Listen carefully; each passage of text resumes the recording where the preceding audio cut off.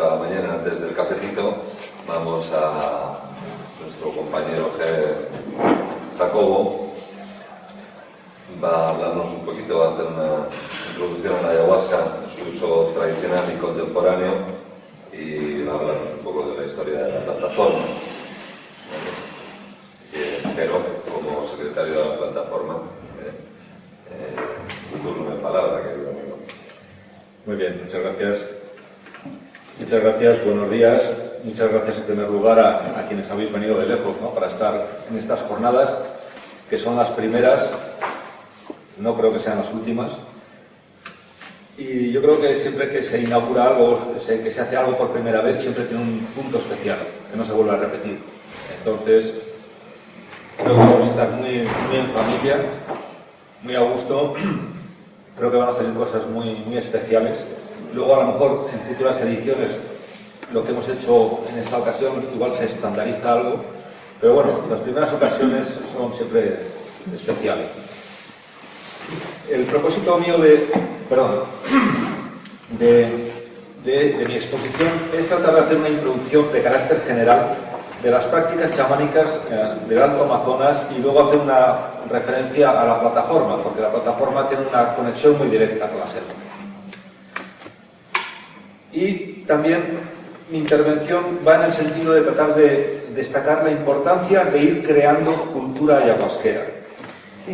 Y entonces lo que estaba diciendo es que creo que es importante crear cultura ayahuasquera, porque creo que también es un signo de progreso, de evolución en este camino de la difusión. No podemos seguir adelante tomando y expandiendo el uso de la ayahuasca sin saber un poco el contexto en el que aparece la ayahuasca, un poco conocer su historia. Y entonces mi intervención va a ser una intervención más bien de carácter histórico. Voy a hacer referencia a fechas y a lugares para tratar de crear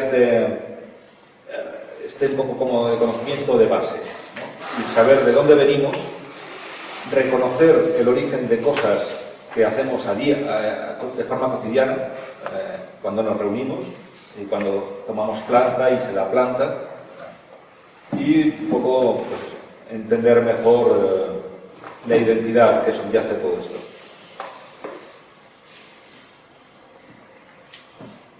Lo cierto es que no existen datos a día de hoy de la antigüedad del uso de la ayahuasca.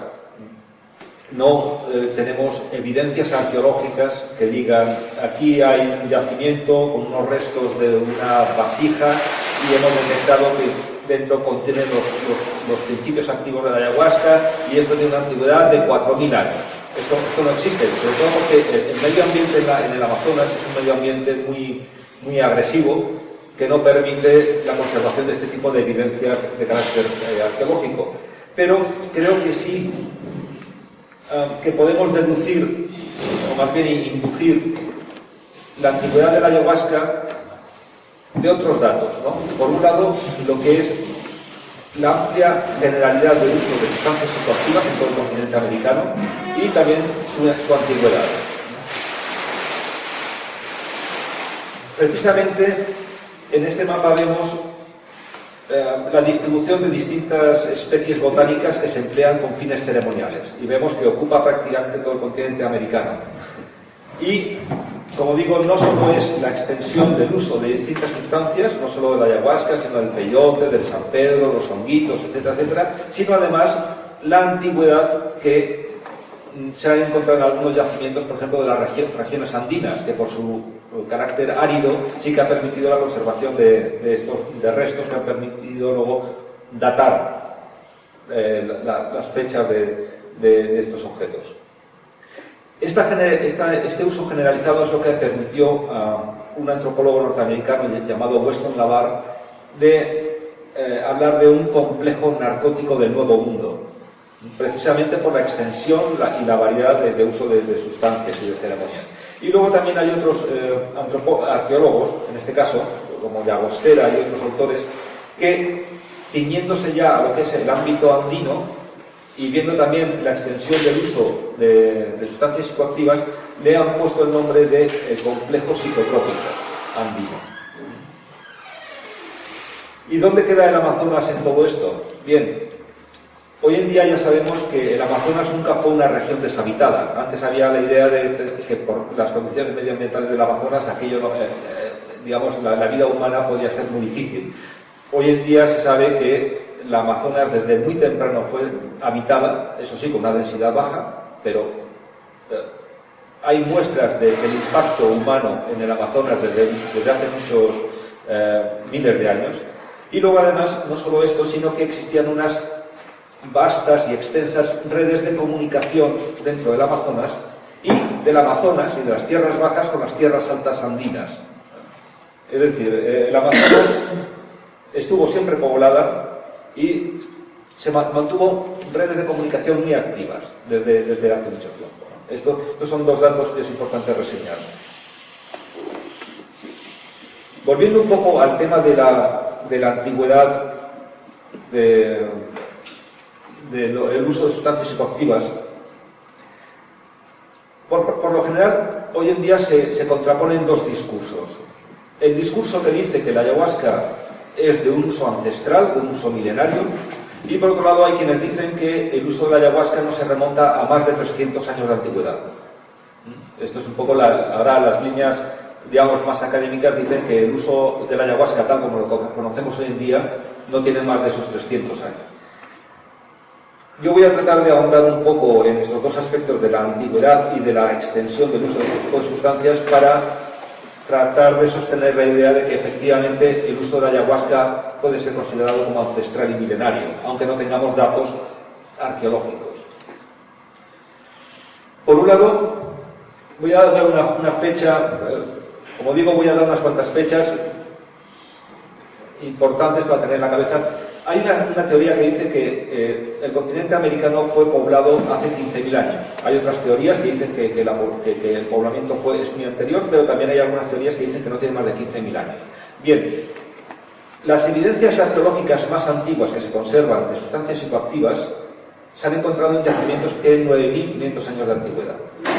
Entonces, es decir, es mucha antigüedad, ¿no?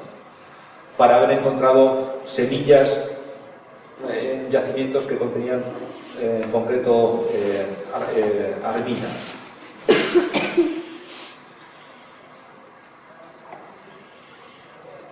Este yacimiento concreto al que hago referencia, que tiene 9.500 años de antigüedad, se encuentra en el norte de Chile. Y luego también se han encontrado otros yacimientos, sobre todo en América del Sur, muy antiguos, pero la cuestión es que el tipo de yacimientos que se encuentran más frecuentemente en el sur de América se extiende desde el norte de Colombia hasta el sur de Argentina, y en estos yacimientos se han encontrado sobre todo lo que llaman equipos inhalatorios o equipos psicotrópicos para consumir rapé, ¿no? Estos son los usos de sustancias psicoactivas documentados más antiguos en América del Sur. Y en concreto en San Pedro de Atacama, en el norte de Chile, se han encontrado que de 2.574 tumbas excavadas, en 522 tumbas se encontraron tablillas, unas tablillas como las que aparecen aquí, estas, ¿no? Esta tablilla que está aquí, que aquí la vemos en esta fotografía, aquí excavada, aquí se encuentra. Son tablillas que forman parte de este equipo inhalatorio que solía consistir, por lo general, en una bolsa. Esta tablilla que podía servir para extender el rapé y esnifarlo, o también como mortero. Había tubos inhalatorios, ¿no? Y este tubo inhalatorio en concreto está recubierto de oro, es decir, eran piezas muy valoradas. Y luego había distintos saquitos que contenían los distintos rapés, y luego también, por ejemplo, aquí vemos una pequeña cucharilla, ¿no? que se ve que se utilizaba para administrar el rapé. Y la cuestión es que se valoraba tanto este tipo de objetos que incluso en los enterramientos funerarios la gente se enterraba con ellos, ¿no? El propietario de esos equipos se enterraba con sus pertenencias más queridas, ¿no? De hecho, aquí, como vemos, está forrado de oro. Así que, un poco por concluir esta parte, un poco pues esto, señalar que, aunque no tenemos datos de la antigüedad de la ayahuasca, sí que podemos inducir un uso prehispánico y milenario, precisamente por este otro tipo de evidencias de usos de sustancias psicoactivas, ¿no? Y teniendo en cuenta que la región amazónica nunca fue una región aislada, sino que siempre estuvo en contacto con otras regiones, y en concreto con la región andina, con lo cual es muy difícil pensar que en la región de los Andes se diera un uso o una cultura de uso de sustancias psicoactivas y que esa misma tipo de prácticas no se dieran en el Amazonas, ¿no? Es bastante incongruente.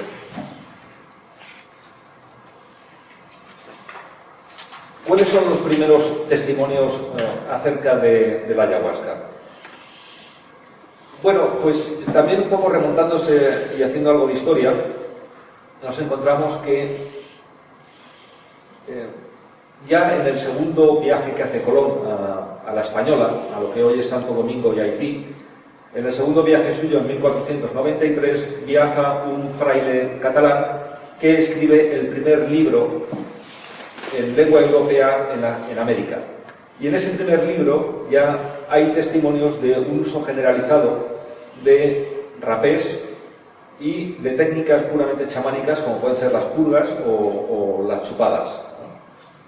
Y esto está ya reflejado en el primer libro, como digo, en la primera crónica de América. Bien. ¿Cómo se llama? Fray Ramón Pané. Se llama Breve Historia o Breve Relación de América. Está en PDF, si esto luego ya lo puedo mandar. Incluso habla de unas figuras que se llaman los peiques, que los describe como una mezcla de médicos y sacerdotes, que sería el equivalente de lo que hoy en día tenemos como chamán.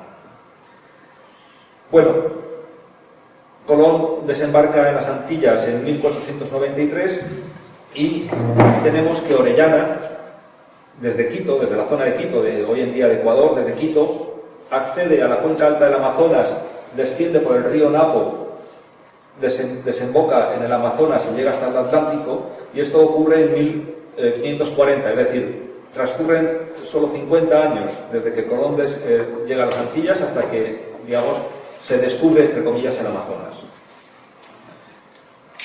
Y esto, como digo, sucede en 1540.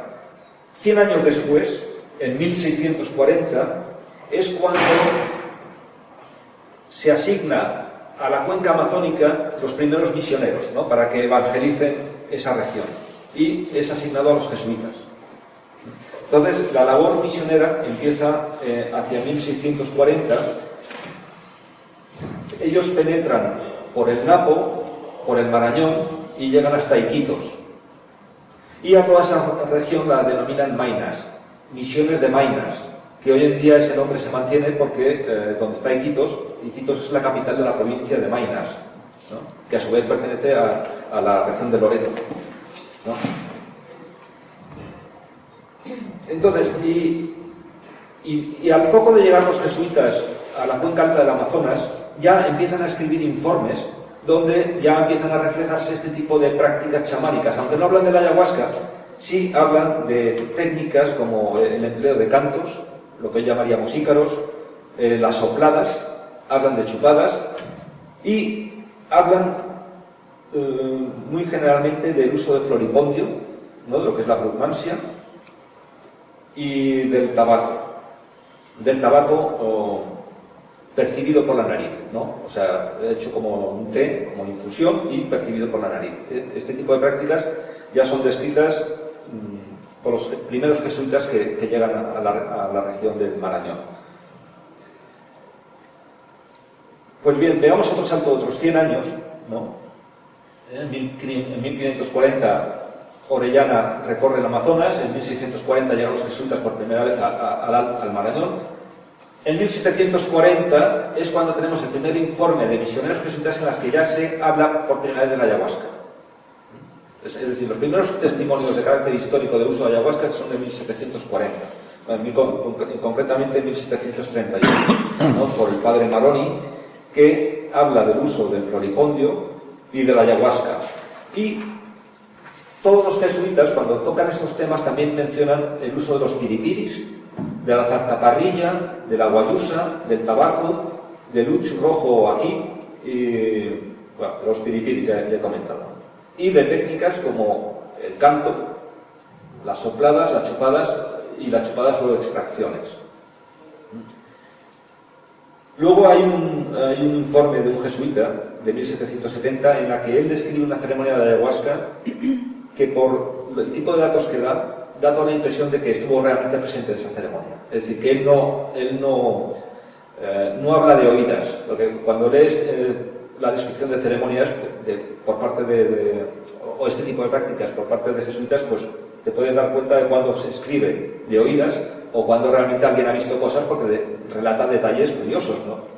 Y en concreto este testimonio del padre Chantre y Herrera de 1770 es de una vivacidad y de una riqueza de detalles que a mí no se me ocurre otra cosa que estuvo realmente presente ahí, ¿no? en esa ceremonia. Es decir, venció a lo mejor su repugnancia teológica, pensando que estaba ante una ceremonia de brujos y de endemoniados, estuvo presente, lo vio y lo describió con una cierta objetividad.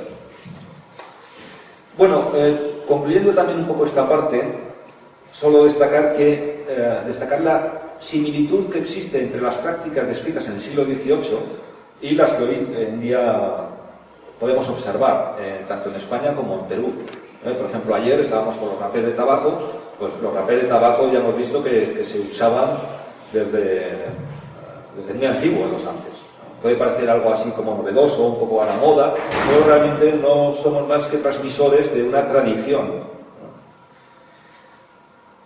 9.500 años. En fin, 9.500 años en el que, digamos, aparece ya en esas semillas con ese principio activo. Es decir, esas semillas no son semillas de plantas comestibles. Es decir, ¿qué hacen en ese yacimiento?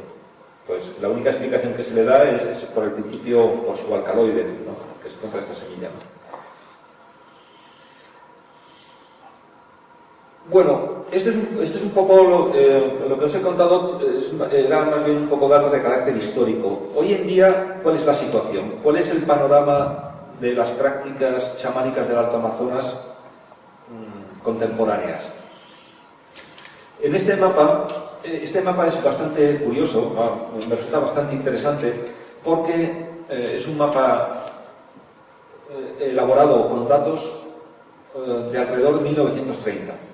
Es decir, aquí se recogen datos de los usos de la ayahuasca antes de que surgieran las religiones ayahuasqueras, que fueron uno de los principales vectores de la expansión de la ayahuasca. Y aquí se ve cuál podría ser el uso tradicional de la ayahuasca en la cuenca alta del Amazonas. Es decir, se habla que la ayahuasca viene del Amazonas, pero realmente el uso que se hace de la ayahuasca es en una zona muy concreta del Alto Amazonas y sobre todo domina la zona de Colombia y Ecuador, ¿no? Y luego se alarga un poquito hasta lo que podría ser la zona de Pucallpa, pero ahí veis que la franja es estrecha, ¿no? Y luego esa área que está en color rojo sería un poco la zona, el área de aparición de las primeras religiones ayahuasqueras a partir de 1930, ¿no? Ahí en la zona de Río Branco y luego ya la UDB en Rondonia, ¿no? Un poco más allá. A día de hoy creo que podemos plantear que existen tres modalidades básicas de uso chamánico de la ayahuasca, Yo creo que es importante distinguir usos chamánicos de la ayahuasca de usos no chamánicos. Usos chamánicos serían aquellos asociados con comunidades indígenas, porque también podrían llamarse la modalidad originaria, la modalidad vegetalista o mestiza y la modalidad religiosa, ¿no? Desde mi punto de vista, esas son las tres modalidades chamánicas que hay hoy en día de uso de la ayahuasca. Estas tres modalidades, esto no significa que la modalidad vegetalista sea una evolución de la modalidad indígena y que la modalidad religiosa sea una evolución del modo vegetalista, ¿no?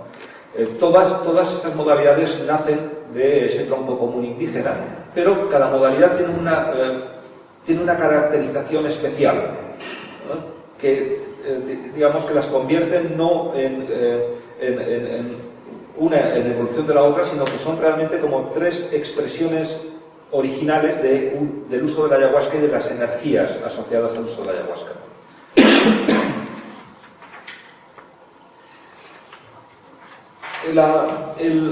Como comentaba antes, la aparición de las religiones ayahuasqueras a partir de 1930 sí que es un factor muy relevante para la expansión de la ayahuasca dentro de la propia Amazonía y luego a todo el mundo. Pero antes de la aparición de las religiones ayahuasqueras se dio el fenómeno del caucho, ¿no? Y digamos la explotación del caucho en la selva realmente supuso una revolución en el mundo amazónico, porque puso en contacto un gran volumen de población migrante que acudió a zonas muy profundas de la selva en busca de caucho con población indígena.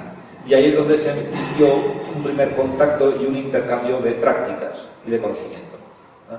Entonces, tenemos que la explotación del caucho es el primer elemento que sienta las bases de la difusión tal como la conocemos hoy en día. Luego vendrían las religiones ayahuasqueras y, por último, podríamos señalar el turismo ayahuasquero como el último de los factores que inciden que la ayahuasca la encontremos en Australia, en Japón, en África, en cualquier parte del mundo grande.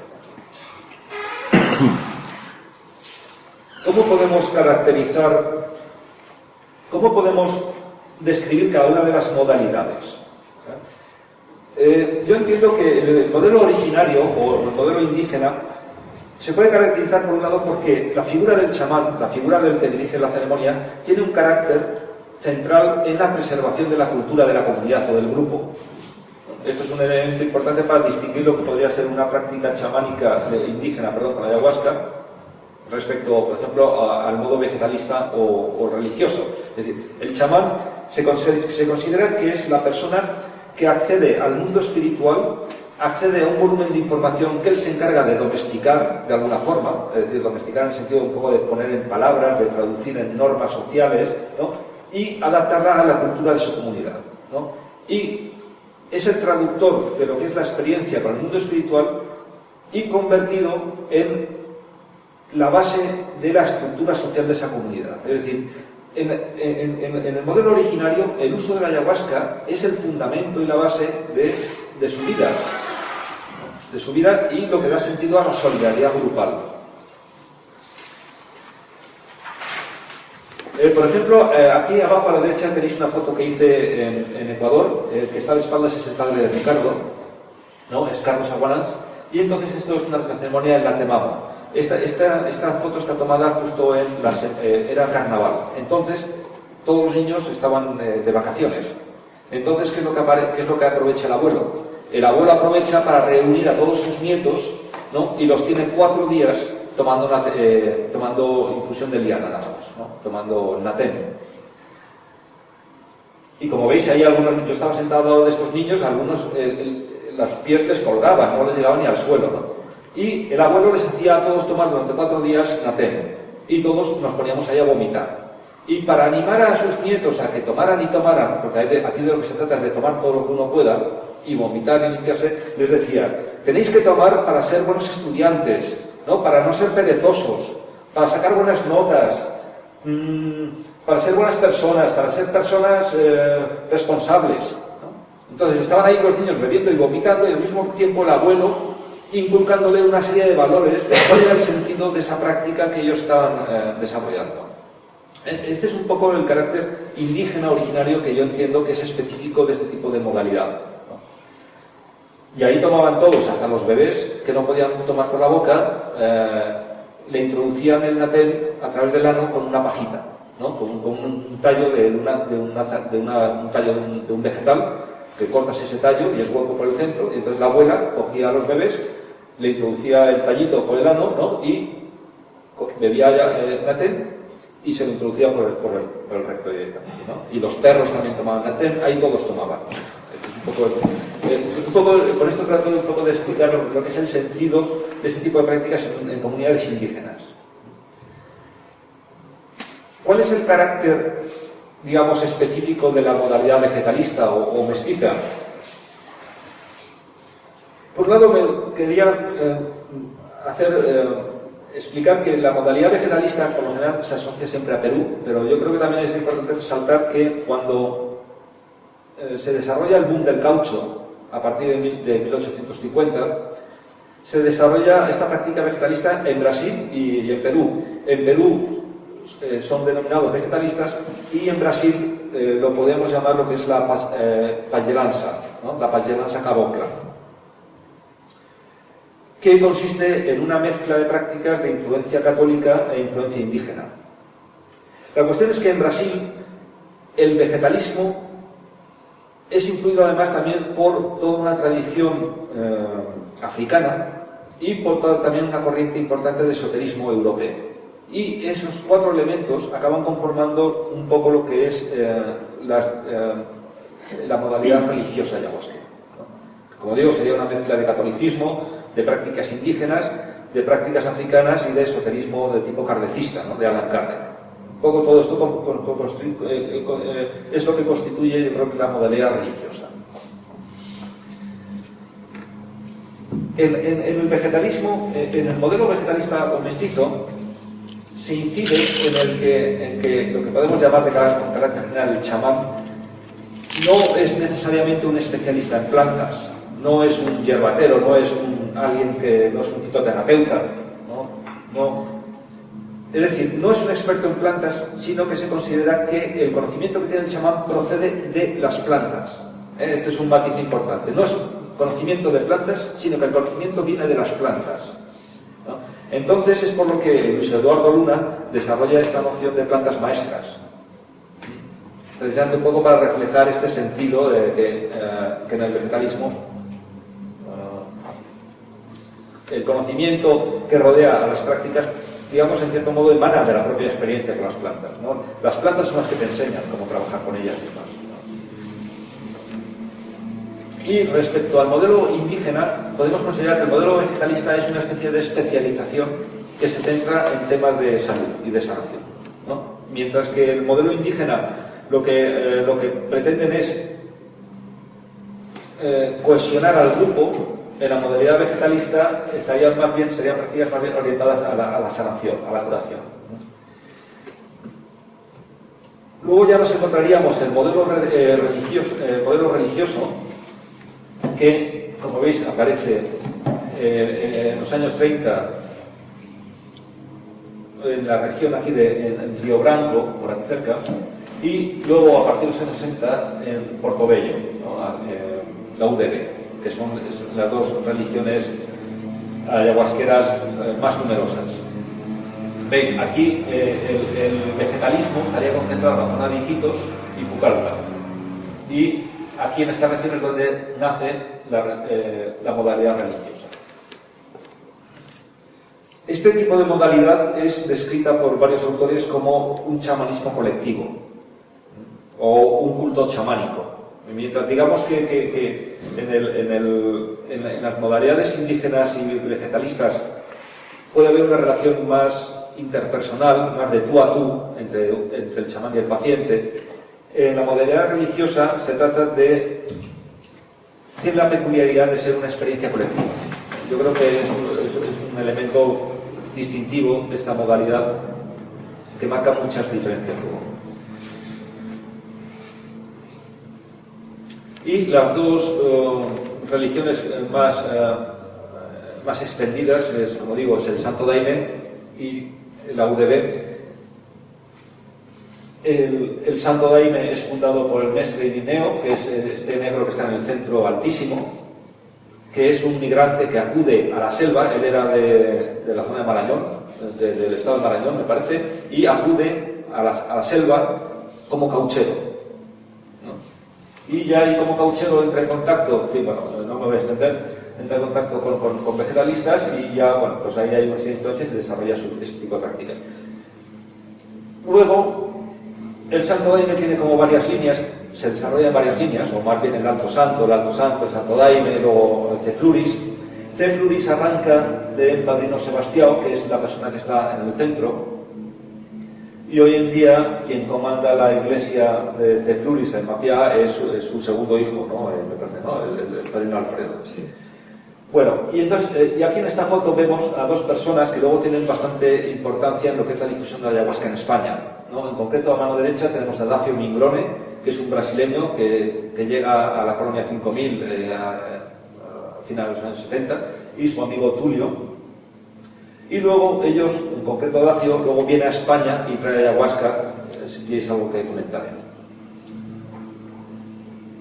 Y la Unión del Vegetal es fundada por Mestre Gabriel, que también era una persona que era, digamos, coterráneo de Mestre Irineo, de la zona del estado de Marañón, creo, y que también acude a la selva como ayahuasquero, a trabajar en la seringa como seringueiro. Bueno,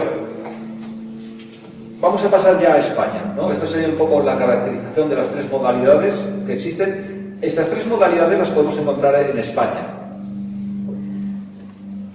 Y voy a explicar un poco cómo llega la ayahuasca a España. Yo, la primera referencia que tengo de ayahuasca es en un programa de Jiménez del Oso, que se llama La Puerta del Misterio, que es un programa que se emite en la segunda cadena de televisión española el 21 de noviembre de 1982. Y en un programa en el que están invitados Miguel de la Cuadra Salcedo, que es un periodista, es un reportero que murió hace relativamente poco, no sé si le conocéis, vamos, es una persona muy popular, y a la derecha está Luis Eduardo Luna, que es el antropólogo colombiano que estudió aquí en España, que es el que desarrolla la noción de plantas maestras. Bien, entonces en este programa nos encontramos a Miguel de la Cuadra Salcedo, que él cuenta una experiencia que tuvo con la ayahuasca en Colombia y ahí muestra un trozo de liana. Esta es la primera referencia que tengo de ayahuasca vinculado aquí en España. Luego, sí que hay había, digamos, Miguel de la Cuadra Salcedo es una generación entre las que se encuentra un tío de Jero. Jero tiene un tío que ya está mayor, está en una residencia, que era amigo de Miguel de la Cuadra Salcedo, y este tío de Jero me contó que en los años 70 se vendía ayahuasca por la zona del Rastro. Había gente que había viajado a Colombia y se había traído alguna gotita y la vendían ahí de forma... En fin, pero claro, esto es una cosa, yo no he podido contrastarlo, ¿no? Pero bueno, esto me lo dijo el tío de Jero. y bueno, y vemos que Miguel de la Cuadra Salcedo tenía un grupo de colegas y bueno, hay una cierta verosimilitud en la historia, ¿no? O sea, pero bueno, la cuestión es que la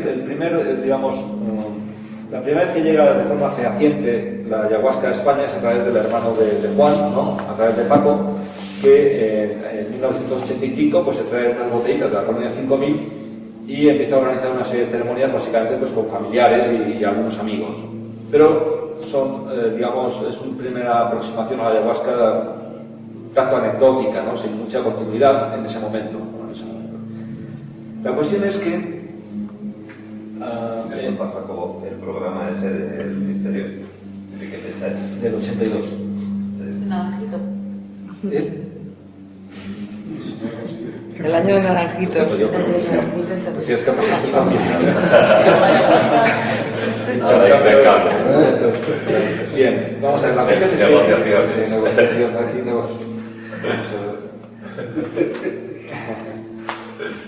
Queremos ver ese programa. Vamos a ver. ¿Cuándo empieza a llegar la ayahuasca de manera regular a España? Empieza a llegar a partir del año 1988 de la mano de un psiquiatra chileno llamado Claudio Naranjo, que desarrolló un programa dedicado a psiquiatras, psicólogos y psicoterapeutas en general, que los llamó SAT, ¿no?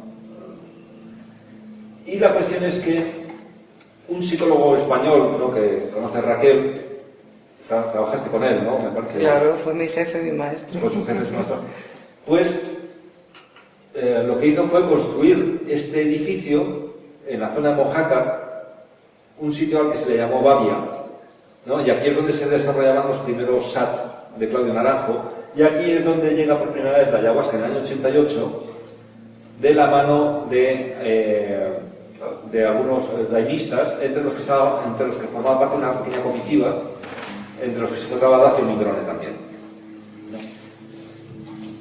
Y la cuestión es que Dacio acude en el año 89 a Babia y después de organizar sus ceremonias ahí se va para Madrid, se queda ya más o menos por España con unos cuantos litros de ayahuasca y entonces dan con un sitio que se llama El Cohete, que es este que está aquí, que está en Guadalajara. Este sitio se puede ver, esta foto es de los años 1990 por ahí, ¿no? que Juan lo conoce bastante bien el sitio este. Así estaba el cohete a comienzos de los 90. Era un edificio que estaba medio abandonado y donde se empiezan a hacer las primeras ceremonias de ayahuasca de carácter regular en mitad de una inmensa dehesa de encinas. No había nada. Bueno, resulta que con el tiempo construyeron la estación del AVE al lado, ¿no? Y entonces ahora mismo se puede ver al cohete. Al cohete se puede ver ahí, se ve ahí, está ahí situado, ¿no? En ese cerro. Y donde antes era un paisaje precioso, ahora encuentras todo el AVE cruzando toda esa explanada y luego una ciudad que han construido al lado inmensa. Bien, y hoy en día el cohete está aquí, como lo veis, que está convertido en la sede social de un club de golf. Pero bueno, por lo menos el edificio se conserva, ¿no? Veis ahí casi 30 años de diferencia del mismo edificio. Y lo importante de Alcohete es que acude Dacio, que está aquí, ¿no?, a organizar estas ceremonias con carácter regular, pero luego también en el año 92 es donde hace su primera ceremonia el padrino Alfredo. Bueno, primero el padrino Alfredo va a Bavia y luego viene Alcohete. Y de Alcohete ya, con toda la comitiva, creo que sigue para Barcelona, y de Barcelona ya, digamos, es un poco el pistoletazo de salida de la implantación del Daime en España, en Europa y en toda Europa. 92. En el año 92. También el año 92 coincide con el centenario del nacimiento de Mestre Irineo, me parece, ¿no?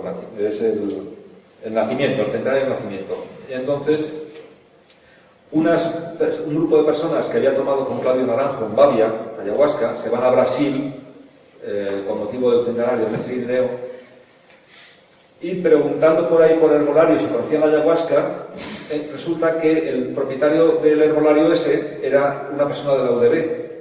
Entonces, es la primera vez que unos españoles contactan con la UDB, establecen un vínculo, y entonces así es como la gente de la UDB acaba llegando a España, de forma casual, por este contacto, ¿no? Esto es el año 92, y en el año 94 la UDB celebra sus primeras ceremonias aquí en España.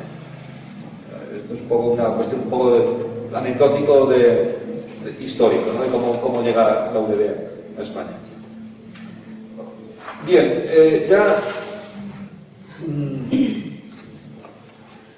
luego a estas tres modalidades, a la modalidad originaria, a la modalidad vegetalista y a la modalidad religiosa, se le ha añadido una modalidad propiamente occidental que, desde mi punto de vista, no puede ser considerada una modalidad chamánica, que sería la modalidad psicoterapéutica, ¿no?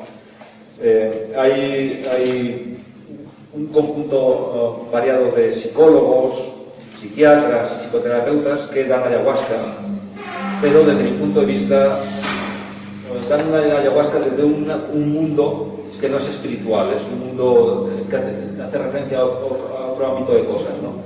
Hace básicamente referencia a un tipo de conocimiento procedente de la psicología occidental, no utiliza herramientas chamánicas a la hora de llevar ceremonias.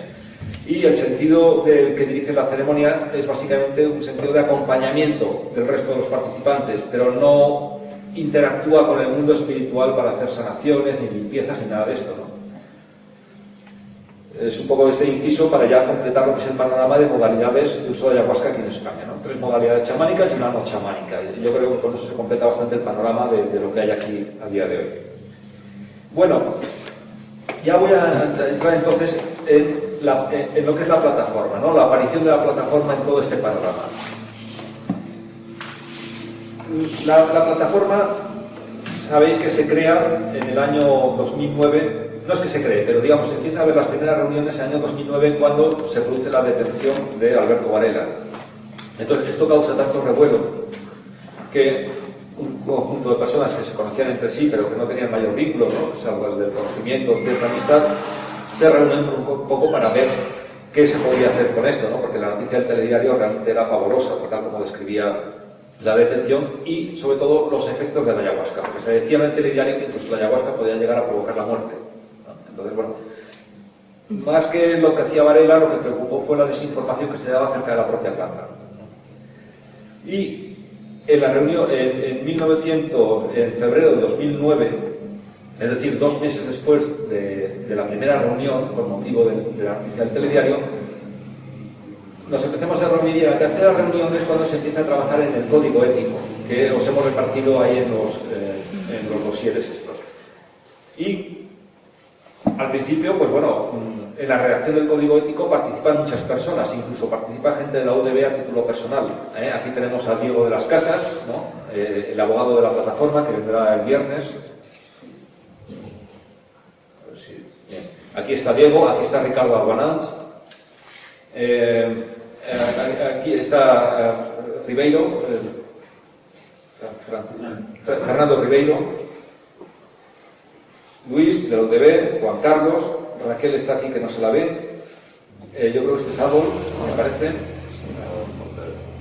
Adolf, Nacho, Manu Villascusa, Juan Plantas, y luego también tenemos a Chico Corrente, ¿no? Que Chico Corrente y Fernando Ribeiro apadrinaron la plataforma desde el primer momento, y yo creo que lo que hicieron fue favorecer que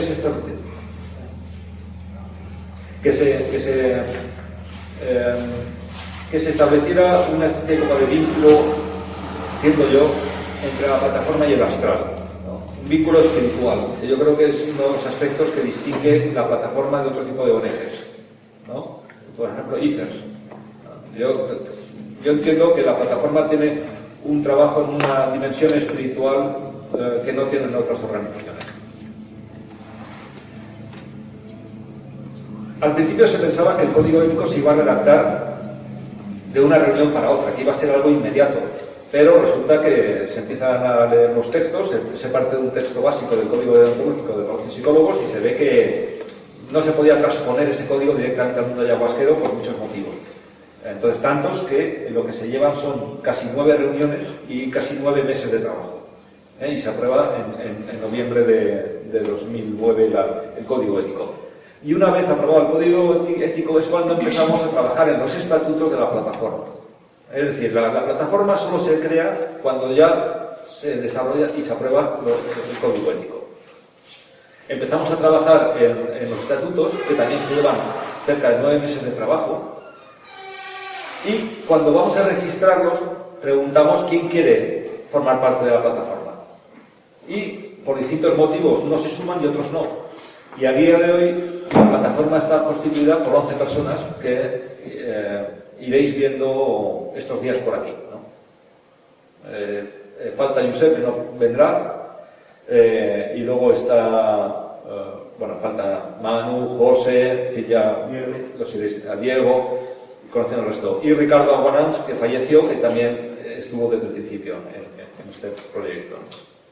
Y en noviembre de 2011 ya se registra la plataforma. Voy solo a mencionar 2 presentaciones que hemos hecho. Hicimos un CD de música, Cantos de la Ayahuasca, un poco para tratar de recoger este espíritu de alianza, ¿no? Y ahí tenéis los CDs por si queréis comprarlos a 15 euros. Luego también participamos de forma muy activa en el primer congreso de la Ayahuasca en Ibiza. No solo pusimos dinero para que se hiciera el congreso, sino que también se llevó adelante una mesa, ¿no? Y ahí veis a los participantes de la plataforma en esa mesa.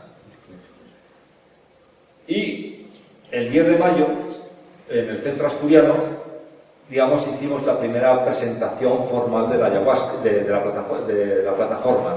Es decir, desde 2009 hasta 2016 somos lentos, pero consistentes. Somos lentos en las cosas, haciendo las cosas, pero bueno, espero que eso nos dé más seguridad.